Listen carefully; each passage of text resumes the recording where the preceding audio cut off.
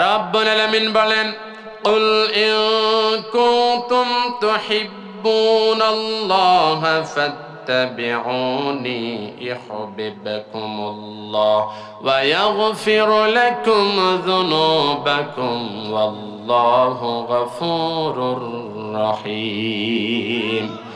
রব্বুল আলামিন বলে দিলেন, রাসূল আপনি বলে দিন আপনার উম্মতদেরকে, যারা আমি রব্বুল আলামিনকে ভালোবাসার দাবি করে তারা যেন আপনি রাসূলের পরিপূর্ণ অনুসরণ করে।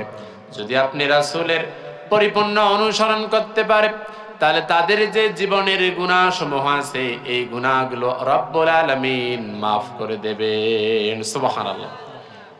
এই আয়াতের ব্যাখ্যায় আমার নবী করিম সাল্লাল্লাহু আলাইহি ওয়াসাল্লাম একটা হাদিস বলেছেন।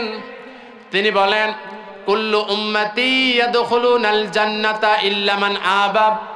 আমার যতগুলো উম্মত আছে সমস্ত উম্মতেরা যাবে জান্নাতে, কিন্তু যারা আবা তারা জান্নাতে যাবে না, তারা যাবে জাহান্নামে। সাহাবীরা জিজ্ঞেস করলেন, ইয়া রাসূলুল্লাহ আবা কারা? নবী করিম সাল্লাল্লাহু আলাইহি ওয়াসাল্লাম বললেন, মান আতওয়ানি দাখালাল জান্নাহ। যে ব্যক্তি আমার পরিপূর্ণ অনুসরণ করবে তারা যাবে জান্নাতে। ওয়ামান আসানি ফাকাদ আবা। আর যে ব্যক্তিরা আমার পরিপূর্ণ অনুসরণ করবে না, আমাকে অমান্য করে চলবে, তারা হবে আবার, তারাই হবে জাহান্নামী। তার মানে এই হাদিস সাথে স্পষ্ট বোঝা যায় আল্লাহ রব্বুল আলামিন কে যদি আপনি ভালোবাসার দাবি করেন, শর্ত হলো ভালোবাসা প্রমাণিত হবে তখন যখন আপনি আল্লাহ রাসূলের পরিপূর্ণ অনুসরণ করবেন। ঠিক কিনা? জোরে বলেন। আর আল্লাহ রাসূলের যদি অনুসরণ করেন তাহলে আপনি আমি জান্নাত যেতে পারবো। কি যেতে পারবো? জান্নাত যেতে পারবো। আমার নবী করিম সাল্লাল্লাহু আলাইহি ওয়াসাল্লামের গোটা জিন্দেগিটা অনুসরণ করা প্রত্যেকটা মুসলমানের জন্য ফরজ। নবী করিম সাল্লাল্লাহু আলাইহি ওয়াসাল্লাম যেমন বাবা ছিলেন, তিনি স্বামী ছিলেন, তিনি নবী ছিলেন, তিনি সামাজিক নেতা ছিলেন, আবার তিনি রাষ্ট্রীয় নেতা ছিলেন, আবার তিনি রাষ্ট্রপ্রধানও ছিলেন। কথা বলেন ঠিক কিনা? কিন্তু কিছু সংখ্যক মানুষ নবীকে বাবা হিসেবে মেনে নিয়েছে। উনি ইবাদত গুজার ছিলেন, নামাজ আল্লাহ তাআলার পক্ষ থেকে নিয়ে এসেছে, এগুলো মানতে রাজি। পর্দার বিধান এসেছে, এগুলো মানতে রাজি। রোজার বিধান সামনে, রমজান মাস, এগুলো মানতে রাজি। কিন্তু আমার নবী যে দিন কায়েমের জন্য নিজের শরীরের রক্ত ঝরালেন, দান মোবারক শহীদ করে ফেললেন, এবং তিনি যে রাষ্ট্রপ্রধান ছিলেন, কোরআনুল কারীম দিয়া যে দেশ পরিচালনা করেছেন, এই কথাগুলো বলতে গেলে এক শ্রেণীর মানুষের শরীরের মধ্যে আঘাত লাগে। কথা বলেন ঠিক কিনা? আমরা যখন বলি ইসলামী হুকুমত কায়েম করা লাগবে, এটা কায়েম করা ফরজ। কিছু সংখ্যক মানুষ বলে কোরআনের সাথে রাজনীতির সম্পর্ক নাই। বলি নাউজুবিল্লাহ। কি বলে নাই? জোরে বলেন না কেন?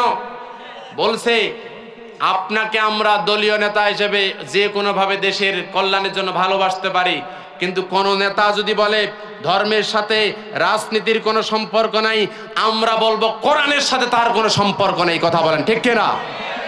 কোরআনের সাথে যদি কারো সম্পর্ক থাকে, কোশ্চিন কালো এ কথা বলতে পারবে না যে ধর্মের সাথে রাজনীতির কোনো সম্পর্ক নাই। অথচ আল্লাহ তাআলা দিন কায়েমের প্রথম কাজ দিয়েছেন আমার রাসূল সাল্লাল্লাহু আলাইহি ওয়াসাল্লামকে। ঠিক কিনা? আপনি মারা যাবেন কিনা? জোরে বলে, মারা যাবেন কিনা? তো মারা যখন যাবেন, কবরের মধ্যে যখন দাফন করেন, তখন কি বলেন? বিসমিল্লাহি ওয়া আলা মিল্লাতি রাসূলিল্লাহ।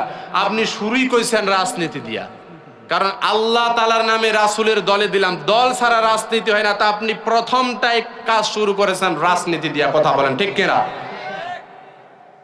তারা কি রাজনীতি আছে কোরআনে? শুধু তাই নয়, কোরআনের মধ্যে রাজনীতি আছে। এবং কবরের মধ্যে যখন মানুষকে যখন দাফন করা হয়, কবরের মধ্যে যখন সবাই চলে আসে কবরটা রেখে, এমন সময় কবরের মধ্যে প্রথম প্রশ্ন করে, মান রব্বুকা, তোমার আইনদাতাকে, তোমার বিধানদাতাকে। তাহলে আইনদাতা, আইনটা হলো রাজনীতির সাথে সম্পর্কিত। কথা বলেন ঠিক কিনা? জোরে বলেন না কেন? আল্লাহ আইন দিছেন, রাজনীতির সাথে সম্পর্কিত। বলুন, এদেশের মধ্যে আইন কানুন আছে না নাই? আছে না নাই? তা আইন কানুন পাশ হয় সংসদের মধ্যে, রাজনীতি না করলে কেমনে আপনি আইন পাশ করবেন? তো রব শব্দের অর্থ প্রধান, 19টা তাফসীর কাবিরের মধ্যে দেখবেন রব শব্দের অর্থ আইনদাতা, বিধানদাতা, হুকুমদাতা। আইনদাতা কে? আল্লাহ কবরের মধ্যে ফেরেশতার মাধ্যমে জিজ্ঞাসা করবে, তুমি আইন মানছিলা কার? আইন মানছো কার? ডক্টর কামাল ব্রিটিশ আব্রাহাম লিঙ্কনের, নাকি আমি আল্লাহ যে দিছি এইটা মানছো? 2 নম্বর প্রশ্ন করবে, মা দিনুকা, তোমার দল কি ছিল, তোমার জীবন ব্যবস্থা কি ছিল? আমাদের দলের নাম ইসলাম। আমাদের দলের নাম কি? ইন্নাদ-দীনা ইনদাল্লাহিল ইসলাম। আল্লাহ তাআলার কাছে একমাত্র গ্রহণযোগ্য জীবন ব্যবস্থার নাম হলো ইসলাম। তা আপনার জীবন ব্যবস্থা হবে ইসলাম। তা আপনি কোন মতাদর্শী? সেকুলারিজম, যত ইজম আছে, পুঁজিবাদ, সমাজতন্ত্র, এগুলো আরেকটা ভ্রান্ত আকীদা। এগুলো আমাদের দেশের মধ্যে চলতেছে, কথা বলেন ঠিক কিনা? তাহলে প্রাণপ্রিয় ভাইরা, রাজনীতি আছে না নাই? তাহলে আমার নবী রাষ্ট্রপ্রধান ছিলেন, 10টা বছর কোরআন সুন্নাহ দিয়া দেশ পরিচালনা করেছেন কি করেন নাই? একটু সবাই বলেন। 10টা বছর কোরআন দিয়া দেশ পরিচালনা করলেন। ওই দেশ পরিচালনার জন্য আমার নবী করিম সাল্লাল্লাহু আলাইহি ওয়াসাল্লামকে কত নির্যাতন সহ্য করতে হয়েছে, কত জুলুম সহ্য করা লাগছে। বদরের প্রান্তে মায়ের খাওয়া লাগছে, উহুদের প্রান্তে মায়ের খাওয়া লাগছে। উহুদে তো দান্দার মোবারক শহীদ হয়ে গেছে শুধু দিন কায়েমের জন্য।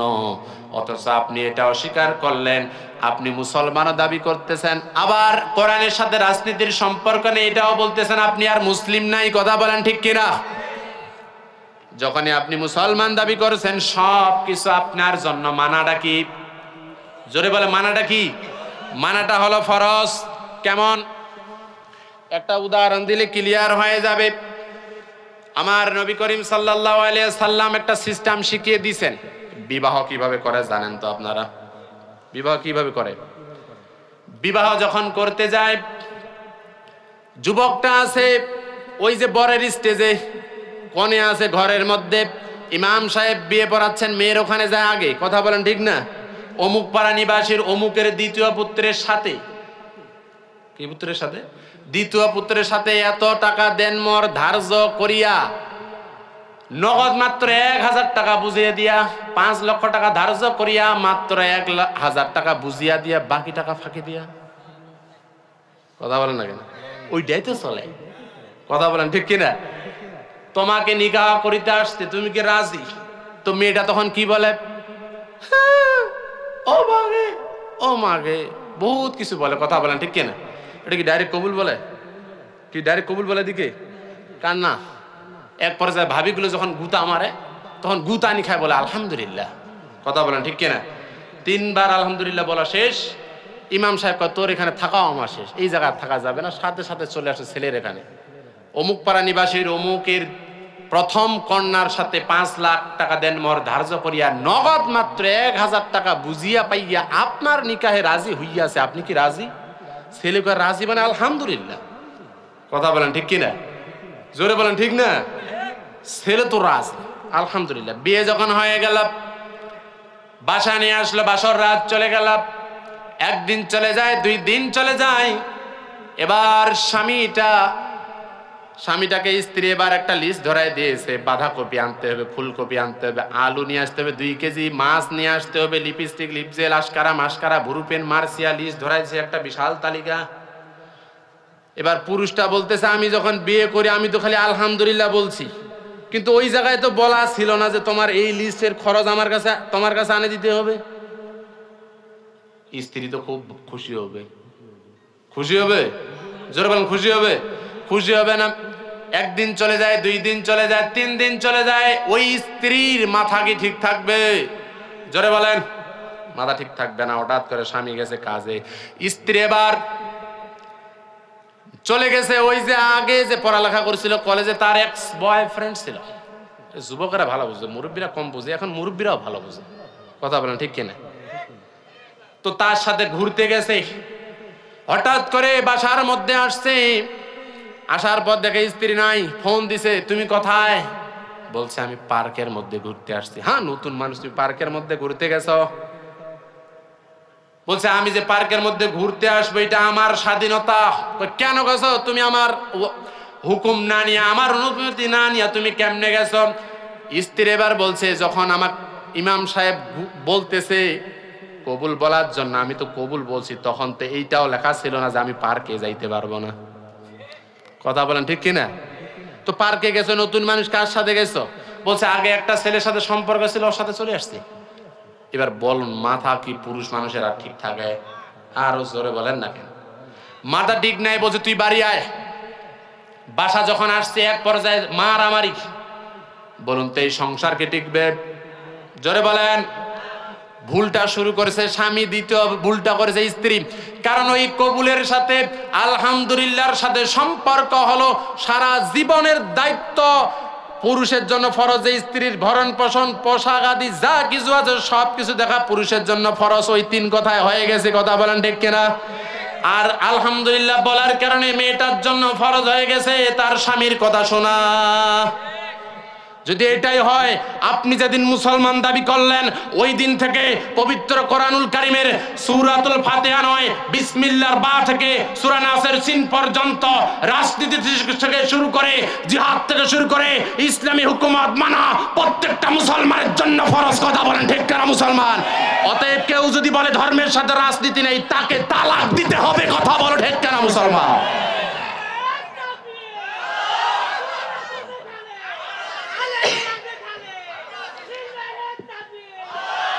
প্রাণ প্রিয় ভাইরা আমার, তাহলে ইসলাম হলো কমপ্লিট কোড অফ লাইফ। কথা বলেন ঠিক কিনা? ইসলামের মধ্যে সবকিছুর সমাধান আছে। ইসলামের মধ্যে সবকিছুর সমাধান আছে না নাই? রব্বুল আলামিন বলে দিলে আমার রাসূলকে অনুসরণ যদি করি তাহলে কি হবে? নবী করিম সাল্লাল্লাহু আলাইহি ওয়াসাল্লাম বলেছেন, আল্লাহ তাআলাও নিজেই বলেছেন, আমাকে যদি তোমরা অনুসরণ করতে পারো তাহলে শোনো কি হবে। তোমাদের সমাজে চুরি থাকবে না, তোমাদের সমাজে জেনা থাকবে না, তোমাদের সমাজে ব্যভিচার থাকবে না, তোমাদের সমাজে অন্যায় দুর্নীতি কিছু থাকবে না। কথা বলেন ঠিক কিনা? এ মুসলমান আমার দিকে দেখেন, কোরআনের আইন যদি থাকে তাহলে দুর্নীতি থাকবে। জোরে বলেন চাঁদাবাজ থাকবে। কিন্তু চাঁদাবাজ আছে না নাই? জোরে বলেন আছে না নাই? চাঁদাবাজ নাই মানে আগে একদল চাঁদাবাজ করত আর এখন দুর্বৃত্তরা করে। এমন হয়েছে, স্লোগান দেয় আমরা বৈষম্য পছন্দ করি না, ন্যায় ইনসাফ ভিত্তিক সমাজ চাই, কারো কাছে কোনো বৈষম্য নাই। ভাই আগে তুই চাঁদা দিছিলি 1000, কোনো চাপ নেই, কোনো বেশি দেওয়া লাগবে না, 1000 দিছিস 1000 দিবি। টেম্পু স্ট্যান্ড, বাস স্ট্যান্ড যা আছে সব এখন আমাদের। কথা বলেন না কেন? এই কথা যখন মিজানুর রহমান আজহারী বলল একদল খেয়েছে আর একদল খাওয়ার জন্য রেডি হয়ে আছে, তখন দেখেন ওদের মধ্যে চুলকানি শুরু হয়ে গেছে। কথা বলেন ঠিক কিনা? আমার রাসূল সাল্লাল্লাহু আলাইহি ওয়াসাল্লাম বলেছেন, যদি কোরআনের আইন কায়েম করা হয় এই সমাজ থেকে চুরি বন্ধ হয়ে যাবে, দুর্নীতি বন্ধ হয়ে যাবে, চাঁদাবাজরা বন্ধ হয়ে যাবে। যেমনি করে চুরির বিধান আল্লাহ তাআলা কোরআনুল কারীমের মধ্যে দিয়েছেন, আমার নবী করিম সাল্লাল্লাহু আলাইহি ওয়াসাল্লাম ওই বিধান অনুযায়ী চলেছেন। ঠিক না? আমার নবী করিম সাল্লাল্লাহু আলাইহি সাল্লামকে আল্লাহ তাআলা যা আদেশ দিলেন সেই আদেশ মোতাবেক তিনি দেশ পরিচালনার জন্য সিদ্ধান্ত নিলেন এবং আইন পাশ করলেন। আইন পাশ করার পর চুরির বিধান দিয়ে দিল, ধর্ষণের বিধান দিয়ে দিল, মাদক দ্রব্য গ্রহণ করলে কি হবে সেই বিধানও কোরআনুল কারীমের মধ্যে দিয়ে দিল। আর রাসূল সাল্লাল্লাহু আলাইহি ওয়াসাল্লাম সেই বিধানগুলো মাত্র 10টা বছরে একবারে সুন্দর করে তার রাষ্ট্রের মধ্যে পরিচালনার মাধ্যমে চুরি বিতাড়িত করে দিল। সুবহানাল্লাহ। প্রাণ প্রিয় ভাইরা আমার, তাহলে বলুন তো দেখি আমার রাসূলের অনুসরণ করা লাগবে কি লাগবে না? জোরে বলেন। আমার রাসূলের আনুগত্য করা কি? জোরে বলি কি? আনুগত্য করা ফরজ। কেমন করে ফরজ? দেখেন, নবী করিম সাল্লাল্লাহু আলাইহি ওয়াসাল্লাম যখন উহুদের যুদ্ধে চলে গেছেন, একটা গুজব যখন ছড়ায় দেওয়া হলো, গুজব যখন ছড়ায় দিয়েছে যে আমার নবীকে হত্যা করা হয়েছে, একজন সাহাবী খবর দিয়ে বেড়াচ্ছেন, শোনো আমাদের নবীকে নাকি হত্যা করা হয়েছে। ওই দিন উহুদের যুদ্ধের সময় বিবাহের প্রথম রাত হলো হযরতে হানজালা রাদিয়াল্লাহু তাআলা আনহুর বাসর রাত ছেড়ে হযরতে হানজালা রাদিয়াল্লাহু তাআলা আনহু চলে আসছে জিহাদের ময়দানে। এক পর্যায়ে হানজালা রাদিয়াল্লাহু তাআলা আনহু আনুগত্য দেখালেন যে আমার নবী করিম সাল্লাল্লাহু আলাইহি ওয়াসাল্লাম জিহাদের ডাক দিয়েছেন, জীবন চলে যাবে আর বসে থাকা যাবে না। কথা বলেন ঠিক কিনা? যার কারণে হযরতে হানজালা রাদিয়াল্লাহু তাআলা আনহু নিজেই চলে গেলেন বাসর ঘর ছেড়ে। স্ত্রীকে বলছে, প্রাণের স্ত্রী, আর বসে থাকা যাবে না, আমার নবী জিহাদের জন্য ডাক দিয়েছে, যেই জিহাদের মাধ্যমে জান্নাত লাভ করা লাগবে। আমরা তো জান্নাতে চাই। কথা বলেন ঠিক কিনা? হানজালা রাদিয়াল্লাহু তাআলা জিহাদের ময়দানে চলে গেলেন। জিহাদের ময়দানে গিয়ে শহীদ হয়ে গেলেন। তার হাতগুলো কেটে নেওয়া হলো, পা গুলো কেটে নেওয়া হলো, কল্লাটাকে দ্বিখণ্ডিত করে দেওয়া হলো। কি আনুগত্য দেখাইছেন যে জিহাদের ময়দানে যাওয়া লাগবে, যখনই ঘোষণা হয়েছে সাথে সাথে চলে গেছে। কথা বলেন ঠিক কিনা? আনুগত্য দেখাতে হবে। চাঁদাবাজদেরকে সমাজ থেকে উৎখাত করতে হবে। চাঁদাবাজদের বন্ধ করার দরকার আছে না নাই? জোরে বলে আছে না নাই? কোরআনুল কারীম একটু খুলে দেখেন। আলা লাহুল খালকু ওয়াল আমরু, সৃষ্টি যার, আইন চলবে তার। আমরা সৃষ্টি তো আল্লাহর, কেন মানুষের আইন মানতে যাব? কথা বলেন, কেন মানবেন?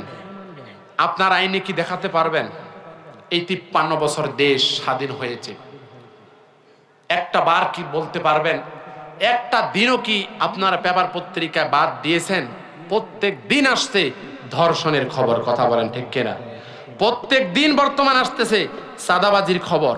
প্রত্যেক দিন আসতেছে নিজেরাই নিজে মারামারি। প্রত্যেক দিন খবরে আসছে অমুককে কুপায় মারলো। ঠিক কিনা? প্রত্যেক দিন খবরে আসতেছে চাঁদাবাজ, দুর্নীতিবাজ, চুরি, অনেক কিছুর খবর প্রত্যেক দিন পত্রিকায় আসতেছে। 53 বছরে কি আপনারা চুরি বন্ধ করতে পারছেন?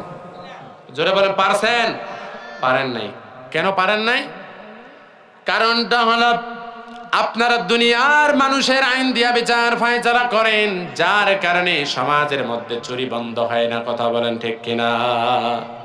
আল্লাহর আইন দিয়ে বিচার করা লাগবে কি লাগবে না? জোরে বলি, আল্লাহর আইন দিয়ে বিচার করা লাগবে। কেমন করে? চোর গেছে চুরি করার জন্য, তো আগের জামানায় ধাড়ি আছে না? ধাড়ি ছিলেন তো, ধাড়ি শিং ফুটায়। কি ফুটায়? কি বলে? শিং ফুটায়। শিং ফুটায় চুরি করে। তো হঠাৎ করে যখন শিং ফুটাইছে, চোর ঘরের মধ্যে ঢুকছে। ঘরের বাড়ির যে মালিক আছে, বাড়ির মালিকও রেডি, আবার চোরও রেডি। চোর মেখে গেছে গিরিশ। চোর মেখে গেছে কি? গিরিশ আর পিছলা জিনিস মেখে গেছে। বাড়ির মালিকও রেডি হয়ে আছে। চোরকে এবার বাড়ির মালিক শক্ত করে ধরেছে, কিন্তু মাখা ছিল হাতে গিরিশ, স্লিপ কেটে চলে গেছে। বাড়ির মালিক এবার বলছে, চোর, আমি যদি আজকে নিজের হাত দিয়া যদি তোমাকে না ধরে যদি পরের হাত দিয়া ধরতাম, তাহলে তুমি কেন তোমার বাপ দাদা 14 গোষ্ঠীও আজকে এখান থেকে স্লিপ কেটে যেতে পারতো না। কথা বলেন ঠিক কিনা? চোর এবার মনে মনে ভাবে, চুরি করার বয়স হলো মাত্র 40 বছর, তার মানে পাকা চোর। কথা বলেন ঠিক কিনা? চুরি করার বয়স হলো 40 বছর। নিজের হাত কি আর পরের হাত কি তা তো কোনোদিন দেখলাম না। ধরা খায় খাবো, তারপরও আজকে পরের হাতটা দেখবো। চোর এবার আবার ঘরের মধ্যে ব্যাগ করেছে।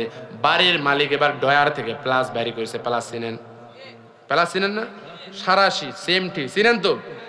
বাড়ির মালিক রেডি, চোরও তো হাত দেখার জন্য রেডি।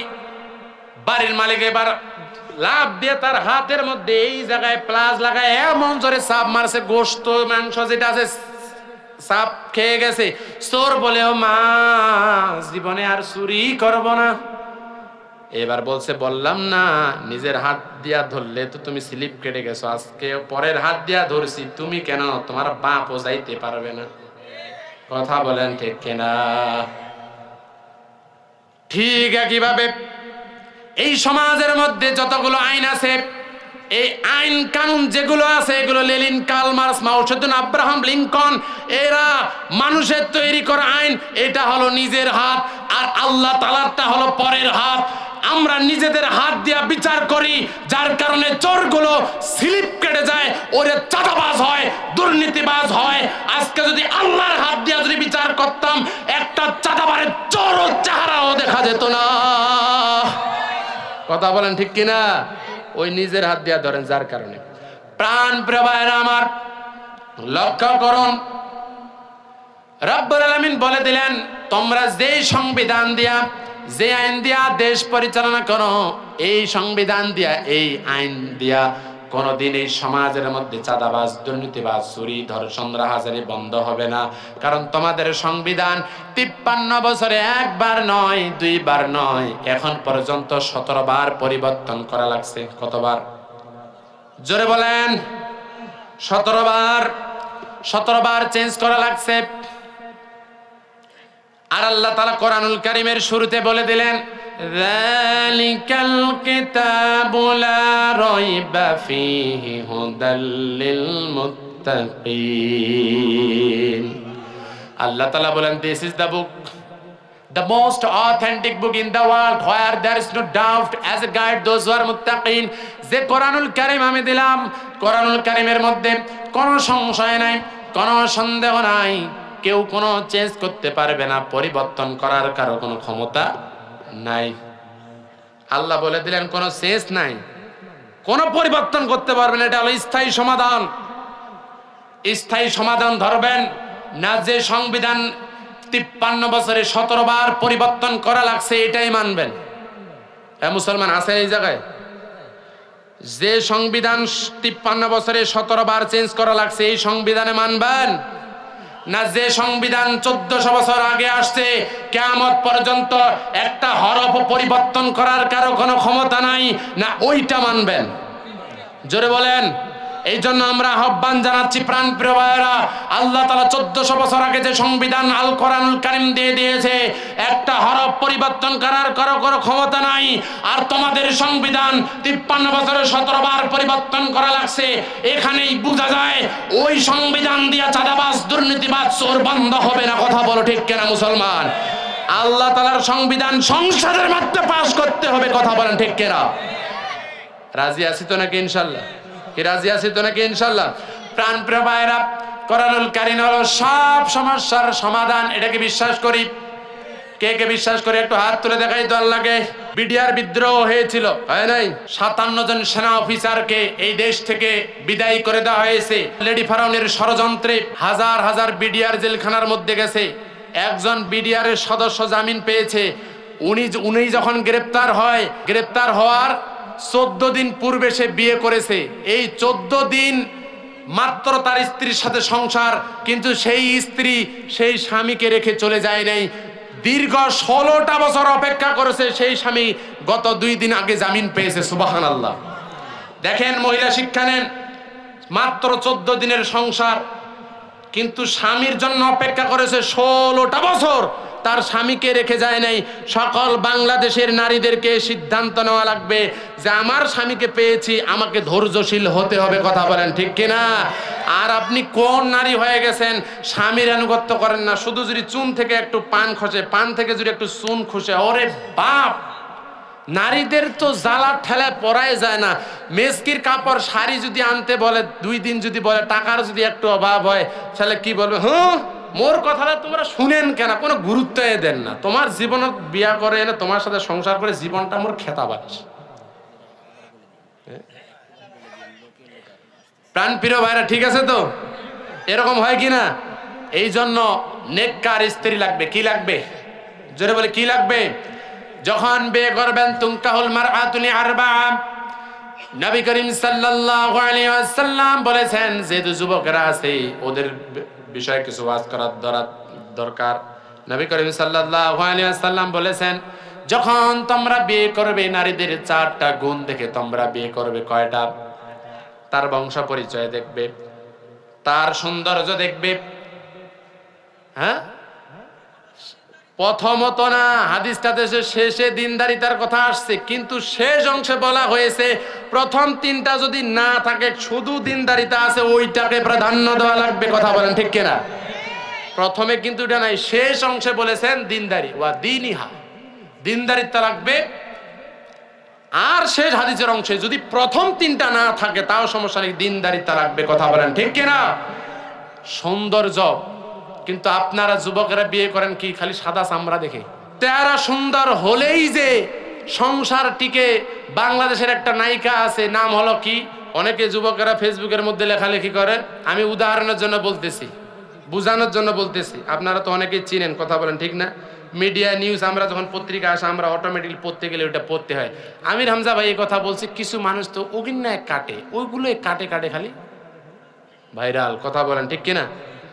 তো পূর্ণিমার এত সুন্দর, তার স্বামী হয়েছে 5টা, কেউ বলেছেন 3টা পত্রিকায়। তাহলে শুধু সৌন্দর্য দিয়া সংসার টিকে না যদি ভালোবাসা না থাকে। কথা বলেন ঠিক কিনা?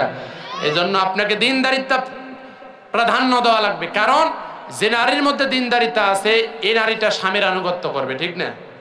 জোরে বলেন। নবী করিম সাল্লাল্লাহু আলাইহি সাল্লাম বলেছেন মায়েদের দিনদারিতা কেন হতে হবে শোনেন মায়েরা আমার।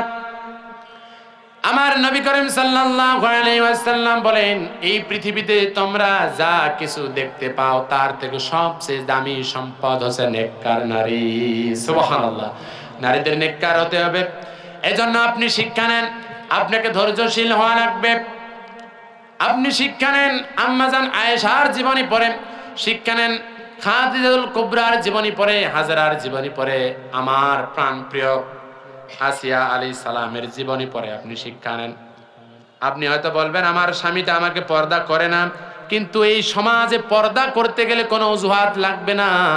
আপনি যদি বর্তমানে 5.5 গজ কাপড় যদি আপনার হয় তাহলে সুন্দরভাবে হিজাব এবং মেসকি বা সুন্দর করে সুন্নতি জামা সেলাই কিন্তু পর্দা করা যায়। ঠিক না? জোরে বলেন যায় কিনা? যায়। শুধু সদ ইচ্ছা লাগবে। আপনার কি লাগবে? সদ ইচ্ছা লাগবে। আপনি একটু লক্ষ্য করুন, ফেরাউনের স্ত্রীর নাম হলো আসিয়া, তিনি এবং দাসী বসে আছেন। ফেরাউনের স্ত্রী চুলগুলো চিরুনি করে দিচ্ছেন তার দাসী, হঠাৎ করে চিরুনিটা পড়ে গেল। এবার সেই দাসী বিসমিল্লাহির রহমানির রহিম বলে এই চিরুনিটা উঠালো। চিরুনি উঠার পরে সাথে সাথে আম্মা জানা আসিয়া আলাইহিস সালাম বললেন কেন তুমি বিসমিল্লাহ বললা? বলছে দেখো এই আসমান জমিন পাহাড় পর্বত মানুষ যা কিছু আছে সব কিছু সৃষ্টি করেছেন আল্লাহ তাআলা। সবকিছু কে সৃষ্টি করেছে? আল্লাহ তাআলা। তো বলছে আমার স্বামী ফেরাউন যে বলেছে আনা রব্বুকুমুল আলা, আমি সবচেয়ে বড় রব। সেই মহিলা বলছে না, ফেরাউনেরও রব আছে, ফেরাউনকে যিনি সৃষ্টি করেছেন তিনি কে? আল্লাহ। সাথে সাথে আসিয়া আলাইহিস সালাম কালিমা গ্রহণ করে মুসলমান হয়ে গেলেন। এই কথা আস্তে আস্তে করে ফেরাউনের কানে চলে গেল। ফেরাউন এবার বলছে তাহলে তো তাকে শাস্তি দেওয়া লাগবে। জেলখানার মধ্যে বন্দী করা হলো, তাকে টর্চার করা হলো, নির্যাতন করা হলো। এক পর্যায়ে তাকে শুলের মধ্যে চড়ানো হলো, 2টা হাত বাঁধা হলো, 2টা পা বাঁধা হলো, তাকে উলঙ্গ করা হলো। যখন উলঙ্গ করবে কাপড়গুলো যখন খুলে ফেলবে ঠিক এই সময়ের মধ্যে তিনি আল্লাহ তাআলার কাছে দোয়া করলেন। তো আম্মা যারা আসিয়া বললেন যখন ওনাকে বিভ্রস্ত করা হলো, কাপড়গুলো যখন খুলে নেওয়া হবে, ইনি এবার আল্লাহ তাআলার কাছে দোয়া করলেন আল্লাহ তুমি আমাকে সম্মান দান করো, আল্লাহ তোমার কাছে আমাকে একটা ঘর দান করো। সাথে সাথে আল্লাহ তাআলা জিবরাইল আলাইহিস সালামকে বললেন ও জিবরাইল রে, আমার আসিয়াকে ফেরাউন উলঙ্গ করতে চায়, আর আমি ফেরাউনের স্ত্রীকে আসিয়াকে নেককার স্ত্রীকে আমি জান্নাত দিতে চাই। সুবহানাল্লাহ। এজন্য তো গান গেয়েছেন, উনি যা দোয়া করেছেন ওটা এখন ইসলামী সঙ্গীত হয়ে গেছে। ঠিক না? মালিক তুমি জান্নাতে তোমার পাশে আমার একটি ঘর বানিয়ে দিও, একটি ঘর বানিয়ে দিও। আল্লাহু আকবার। সাথে সাথে আল্লাহ তাআলার কাছে দোয়াটা কবুল হয়ে গেছে। আল্লাহ কিয়ামতের ময়দানে নারীদেরকে ডাক দিয়ে বলবে, নারীরা যখন বলবে যে আমার স্বামীটা আমাকে পর্দার কথা বলে নাই, আমার স্বামীটা আমাকে কাপড় কিনে দেয় নাই, আমার প্রতি অবিচার করেছে, ঠিক এই সময় আল্লাহ তাআলা এবার ওই সমস্ত নারীদের সামনে আম্মাজান আসিয়া আলাইহিস সালামকে উপস্থাপন করবেন। আসিয়া আলাইহিস সালামকে এবার ডাক দিয়ে বলবেন শোনো ও নারীরা, শোনো শোনো, এই আসিয়ার স্বামী ছিলেন টপ টেরর সন্ত্রাসী যিনি হলেন ফেরাউন। কোনো নির্যাতন বাকি নাই, জনগণের উপর চালায় নাই, কোনো নির্যাতন বাকি নাই। মুসা আলাইহিস সালামের জন্ম ঠেকানোর জন্য 40,000 শিশুকে এই দুনিয়া থেকে বিদায় করে দিয়েছে। এবং মুসা আলাইহিস সালামকে আল্লাহ তাআলা বলেন ফেরাউনের ঘরেই লালিত পালিত করব। তার ঘরেই লালিত পালিত করে বড় করলেন। 400 বছর টানা ক্ষমতার মসনদে বসে আছেন, কম জুলুম চালায় নাই। এত জুলুম নির্যাতনের পরেও যদি আসিয়া যদি জান্নাতের সার্টিফিকেট পেতে পারে, তোমার স্বামী কি ফেরাউনের থেকেও বেশি জালেম ছিল? মায়েরা, স্বামী কি করে করুক, আপনাকে সঠিক হওয়া লাগবে। কথা বলেন ঠিক কিনা? আবার শুনেন, মেরাজের রাত চলে গেল। নবী করিম সাল্লাল্লাহু আলাইহি ওয়াসাল্লামকে যখন মেরাজের মধ্যে নিয়ে যাওয়া হলো, মেরাজের মধ্যে ওনাকে দেখানো হলো অধিকাংশ নারীরাই জাহান্নামী। এবার নবী করিম সাল্লাল্লাহু আলাইহি ওয়াসাল্লাম জিবরাইল আলাইহিস সালামকে বলেন, ইয়া আখি জিবরাইল, হে আমার ভাই জিবরাইল, কি কারণে নারীরা আজকে এই জায়গায় জাহান্নামের মধ্যে জ্বলতেছে? জিবরাইল আলাইহিস সালাম বলেন, দুনিয়ায় শুধুমাত্র 2টি কাজ তারা বেশি করে করেছে। 1 নম্বর স্বামীর অকৃতজ্ঞতা প্রকাশ করেছে, 2 নম্বর কথায় কথায় লানত দিয়েছে। এই 2টি কারণে বেশি নারীরা জাহান্নামে। কোথায়? জাহান্নামে। এই জন্য প্রাণপ্রিয় নারীরা আমার, প্রাণপ্রিয় বোনেরা, মায়েরা আমার, স্বামীর আনুগত্য করা লাগবে, স্বামীর আনুগত্য করা লাগবে। এবং আপনারা যারা স্বামী আছেন, স্ত্রীর হক আদায় করার দরকার আছে না নাই? জোরে বলেন, আছে না নাই? নবী করিম সাল্লাল্লাহু আলাইহি ওয়াসাল্লাম তার স্ত্রীর হক কিভাবে আদায় করেছেন শোনেন। কোথা থেকে যখন বাসা যাইতেন, স্ত্রীদের জন্য খাবার নিয়ে যাইতেন। খাবার যেমন দুধ, কেউ যদি দিত উপহার, দুধ নিয়ে যাইতেন, খেজুর নিয়ে যাইতেন, রুটি নিয়ে যাইতেন, গোশত সারিদ নিয়ে যাইতেন। কিন্তু আপনারা অনেকে আছেন বাজারে, আপনারা অনেক কিছু খান, পেঁয়াজু খান, চটপটে ডিম খান, মিষ্টি পান খান, তারপর আর কি আছে, খেজুর খায়, মেজুর খায়, কি সুই খায় না। আমার এক জায়গায় ওয়াজ করতে গেলাম, বলে হুজুর আমরা বিড়ি খাই, বিড়ি। তা আপনি বলছেন যেগুলো খাই ওগুলো নিয়ে যাও, তা আমরা তো বিড়ি খাই। তো বিড়ি খাওয়া তাহলে আজকে বাদ দেওয়া লাগবে। কথা বলেন ঠিক কিনা?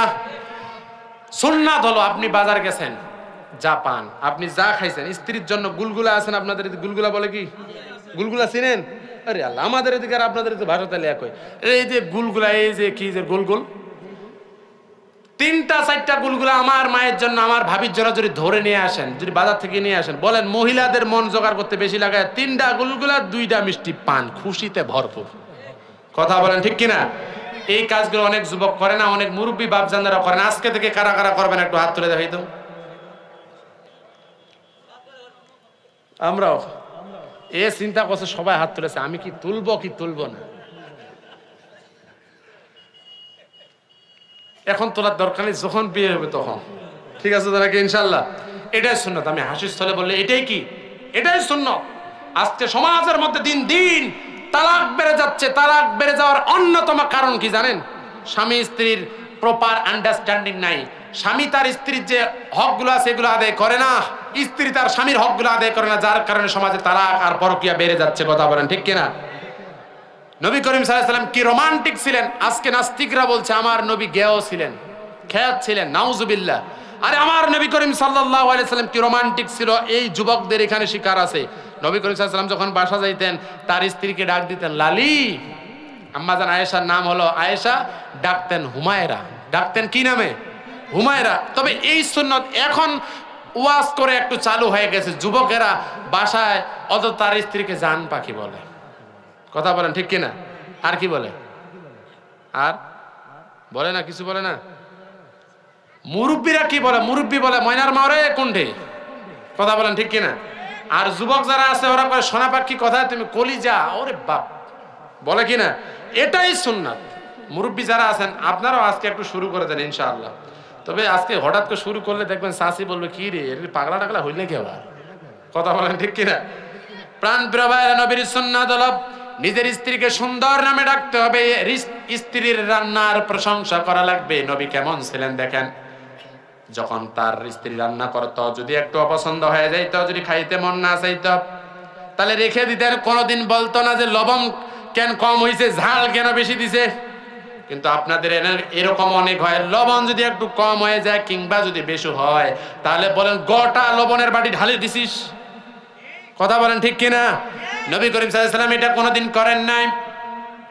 এই জন্য আপনার স্ত্রী রান্না ভালো করেছে, প্রশংসা করা লাগবে যে তুমি যে রান্না করেছো জীবনও এমন রান্না আমি খাই নাই। কথা বলেন ঠিক কিনা? এরকম করে প্রশংসা করবেন, স্ত্রী প্রশংসা যত করবেন রান্নার তার কাজের, স্ত্রী আরো মোটিভ হবে যে আমার যা হয়েছে এর থেকে আরো ভালো করবো। আর যদি বলেন তুই যে কি তেলতেলা তরকারি রান্না করিস রে, কোথায় খাচ্ছে ওইগুলো কি মজা, তুমি রান্না করতেছ লবণ এক দিয়া, মরিচ এক দিয়া, তেল ভাষা আরেক দিয়া, গোস্ত আরেক দিয়া, কি রান্না করো, এরকম যদি বলেন দৌড় করে যা যেমনি করে আছে খা, খালি নকরি দিয়া নারে দিবে খা, এমনি খা। কথা বলেন ঠিক কিনা? এরকম হয় কিনা অনেক সময়? এই জন্য স্ত্রীর প্রশংসা করবে রান্নার। তাই বলে আবার ওই ব্যক্তির মতো করেন না, স্ত্রীর রান্নার প্রশংসার কথা বলছে তো এবার চিন্তা করছে স্ত্রীর রান্নার প্রশংসা করব, তো বাসা গেছে, হঠাৎ করে দেখে কি রে খাসি ছাগলের গোস্তর ভুনা, সেই মজা হয়েছে, মনে করছে ফ্রিজে আছে মনে হয়, বাইরে হয়তো রান্না করছে, তো বেচারা খায় আর সেই বলে ওই যে হুজুর বলছে যে স্ত্রীর রান্নার প্রশংসা করা লাগবে, যার কারণে সে খাচ্ছে আর প্রশংসা করছে, আজকের যে ভুনাটা তুমি করেছো ও সাম ফ্যান্টাস্টিক ফ্যাবুলাস্টিক এক্সপেশালি ডোসেস। স্ত্রীর চোখ এরকম হয়ে গেছে। কেমনে এরকম চোখ হয়েছে? আমি তো স্ত্রীর প্রশংসা করলাম আর এর চোখ এত বড় বড় কেন? বলছে এতদিন রান্না করি, 15 বছর ধরে সংসার, জীবনের প্রশংসা করলেন না, আর আজকে পাশের বাড়ির ভাবিটা যে তরকারি আনে দিছে তাতে প্রশংসা শুরু হয়ে গেছে না? এজন্য হুজুরের দোষ দিবেন না, বুঝে শুনে প্রশংসা করতে রাজি আছি তো নাকি? ইনশাআল্লাহ। ইনশাআল্লাহ। প্রাণ প্রিয় ভাইরা, আমার বিষয় ছিল পরিপূর্ণ রাসূলের আনুগত্য করা লাগবে। আমার রাসূলের পরিপূর্ণ অনুসরণের মাধ্যমে জান্নাত লাভ করা যাবে, যেটা রাসূল সাল্লাল্লাহু আলাইহি ওয়াসাল্লাম বলেছেন, যারা পরিপূর্ণ অনুসরণ করবে তারা যাবে জান্নাতে, আর যারা পরিপূর্ণ অনুসরণ করে না তারা যাবে কোথায়? জোরে বলে, তারা যাবে কোথায়? তারা যাবে জাহান্নামে। আমরা কোথায় যেতে চাই? জান্নাতে। আর পরিপূর্ণ অনুসরণ শুরু করেন আল্লাহ রাসূল সাল্লাল্লাহু আলাইহি সাল্লাম তো নিজেই বলেছেন, আর আল্লাহ নিজেই ঘোষণা দিয়েছেন ইয়াগফির লাকুম যুনুবাকুম, তোমাদের সমস্ত গুনাহগুলো maaf করে দেব। বলে সুবহানাল্লাহ। আয়াতের শিক্ষা বলে শেষ করে দেব। আয়াতের শিক্ষা হলো এই, জীবন চলে যাবে, মানব রচিত আইনের দিকে যাওয়া যাবে না। কথা বলেন ঠিক কিনা? জীবন চলে যাবে, তারপর রাসূলের আনুগত্য থেকে এক বিঘত পিছপা হওয়া যাবে। রব্বানা যালামনা আনফুসানা ওয়া ইন লাম তাগফির লানা ওয়া তারহামনা লানাকুনান্না মিনাল খাসিরিন। আসমানের মালিক, জমিনের মালিক, বিশাল আরশের মালিক আল্লাহ রব্বুল আলামিন এশার নামাজের পর থেকে মাগরিবের নামাজের পর থেকে নিয়মিত আলোচনা চলতেছে। আমরা এই যাবৎ পর্যন্ত যতটুকু আলোচনা করেছি আল্লাহ আমাদের সবাইকে আমল করার তৌফিক দান করে দাও। যা নেকি হয়েছে লক্ষ কোটি গুণে বৃদ্ধি করে দেয়া। আমাদের প্রাণ প্রিয় কলিজার টুকরা নবীজির রওজা মোবারকে সওয়াবখানা পৌঁছাইয়া দেন। আমাদের আদি পিতা আদম আলাইহিস সালাম থেকে আজ পর্যন্ত যত মানুষ ঈমান নিয়ে কবরে গেছে তাদের আনোয়ার উপরে সওয়াবখানা আপনি পৌঁছাইয়া দেন রব্বুল আলামিন। আজকে রব্বুল আলামিন দাঁতপুর পশ্চিম পাড়া ঈদগাহ মাঠের উন্নতি কল্পের তাফসীরুল কোরআন মাহফিলে ও রব্বুল আলামিন যারা যেই নিয়তে এসেছিল কিন্তু এখন পর্যন্ত যারা আলোচনা শুনেছে, প্রধান বক্তা আমাদের প্রাণপ্রিয় রফিকুল ইসলাম মাদানী সাহেব ও রব্বুল আলামিন অসুস্থ আল্লাহ, তিনি ঢাকার একটি হাসপাতালে আছে। মালিক তাকে তুমি শিফায়ে কামিলা আজিলা দান করুন, নেগায়া দারাজ করিয়া দাও, সুস্থতা দান করো আল্লাহ ও রব্বুল আলামিন। আজকে যেই যুবকেরা অক্লান্ত পরিশ্রম করেছে, এই এলাকার মুরব্বীরা কষ্ট করেছে, ঈদগাহ কমিটির যারা সদস্য, এই ঈদগাহ মাঠের সাথে যারা সংশ্লিষ্ট, তারা সকলেই মাহফিল করার জন্য সর্বাত্মক চেষ্টা করেছে, প্রচার করেছে, প্রসার করেছে, তাদেরকে উত্তম যাজা দান করো ও মালিক। সবাইকে নেক হায়াত দারাজ করিয়া দাও, সুস্থতা দান করিয়া দাও, যাবতীয় বালা মুসিবত থেকে আল্লাহ তুমি হেফাজত করো রব্বুল আলামিন। আজকের মাহফিলের প্রধান অতিথি জনাব মোহাম্মদ আব্দুল জব্বার সাহেব, উনি অসুস্থ, উনি আজকের এই মাহফিলের ঈদগাহ মাঠের উন্নতি কল্পে 10,000 টাকা দিয়েছেন, দোয়া চেয়েছেন রব্বুল আলামিন। তোমার বান্দাকে তুমি নেক হায়াত দারাজ করিয়া দাও, শেফায়ে কামিলা আজিলা দান করুন। মালিক আমাদের আজকের মাহফিলের সম্মানিত সভাপতি সাহেবকে তুমি কবুল আর মঞ্জুর করে নাও। আল্লাহ তাকে নেক হায়াত দারাজ করিয়া দাও, সুস্থতা দান করো। আজকের মাহফিলের সম্মানিত সহসভাপতি আব্দুল হান্নান শেখ সাহেব, উনি মাহফিলের জন্য অনেকগুলো টাকা দান করেছেন। নেক আলোতে রব্বুল আলামিন নেক সূরতে আল্লাহ তুমি তাকে ঈমানের সাথে এই দুনিয়ায় তুমি যতদিন হায়াত দিয়েছো কবুল আর মঞ্জুর করো, তাকে নেক হায়াত দারাজ করো, যাবতীয় বালা মুসিবত থেকে হেফাজত করো, তার পরিবারকে ইসলামের জন্য কোরআন সুন্নাহর জন্য কবুল আর মঞ্জুর করে নাও রব্বুল আলামিন। আজকের মাহফিল ইন্তেজামিয়া গ্রামবাসীকে তুমি কবুল আর মঞ্জুর করো। এই এলাকা থেকে যত মানুষ অন্ধকার কবরে চলে গেছে আল্লাহ, তাদের আরো উপরে সওয়াবখানা পৌঁছাইয়া দাও। তাদেরকে ও রব্বুল আলামিন কবর আযাব তুমি মাফ করে দাও, তাদের কবরকে নূরে মুনাওয়ার বানিয়ে দাও। ও মালিক জানি না কার মা নাই, কার জানি বাবা এই দুনিয়া থেকে বিদায় হয়ে চলে গেছেন আল্লাহ, জানি না কার জনম দুঃখিনী মাটা তোমার জিম্মায় চলে গেছে। যাদের মা নেই, বাবা নেই, দাদা দাদি, নানা নানি, ফুফা ফুফু, খালা খালু, মামা মামি, চাচা চাচি, আল্লাহ পাড়া প্রতিবেশী, বন্ধু বান্ধব, আত্মীয় স্বজন যারা অন্ধকার কবরে চলে গেছে তাদেরকে আল্লাহ তুমি মাফ করে দাও, তাদের আরো আর পরে সওয়াবখানা বকশিশ করে দাও রব্বুল আলামিন। তোমার কাছে ফরিয়াদ জানাই ও রব্বুল আলামিন, বাংলাদেশকে কোরআনের আইনে জন্য তুমি কবুল আর মঞ্জুর করা, ইসলামী হুকুমত কায়েম করে দাও।